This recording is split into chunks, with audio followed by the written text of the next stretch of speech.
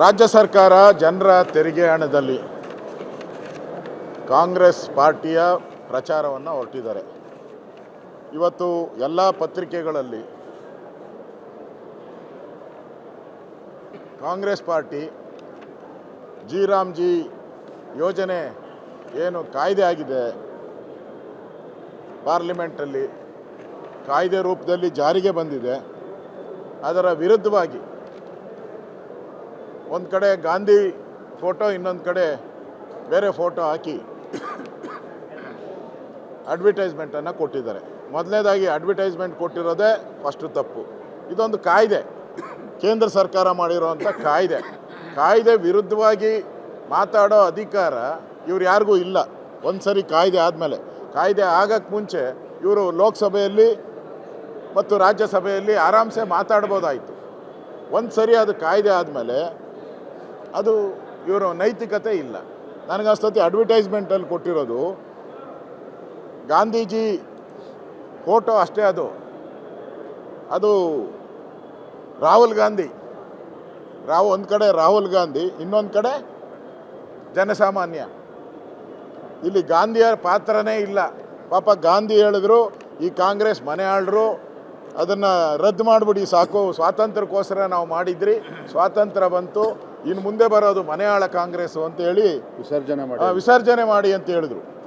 ಇವರು ಒಂದು ಕಡೆ ವಿಸರ್ಜನೆನೂ ಮಾಡಲಿಲ್ಲ, ಒಂದು ಕಡೆ ಲೂಟಿ ಹೊಡೆಯೋಕ್ಕೆ ಗಾಂಧಿ ಹೆಸರನ್ನು ಉಪಯೋಗ ಮಾಡ್ತಾ ಇದ್ದಾರೆ.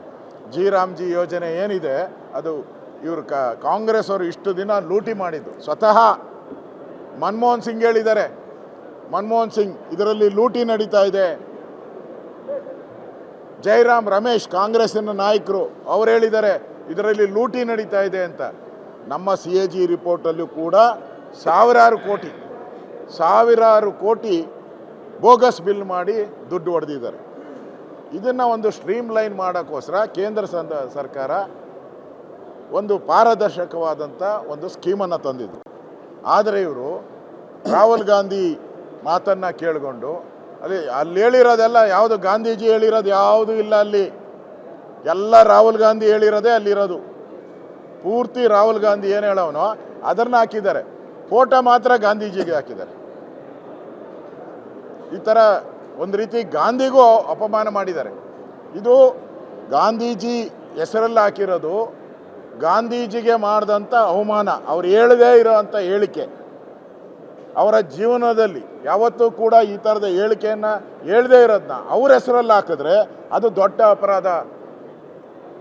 ಇವತ್ತು ಪತ್ರಿಕೆಗೂ ಕೂಡ ಪ್ರಕಟ ಆಗಿದೆ.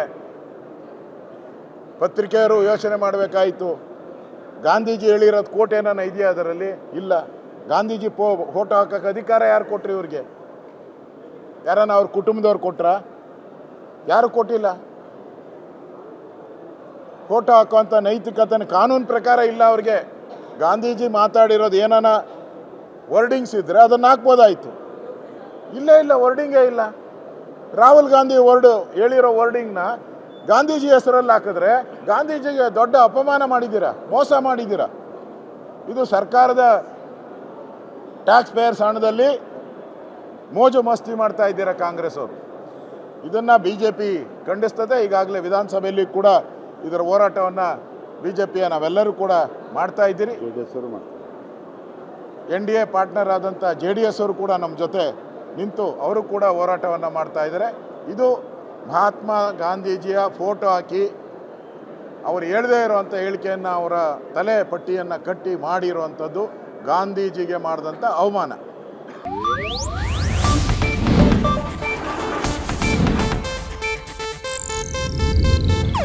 ಇದು ಏಷ್ಯಾನೆಟ್ ನ್ಯೂಸ್ ನೆಟ್ವರ್ಕ್ ಪ್ರಸ್ತುತಿ.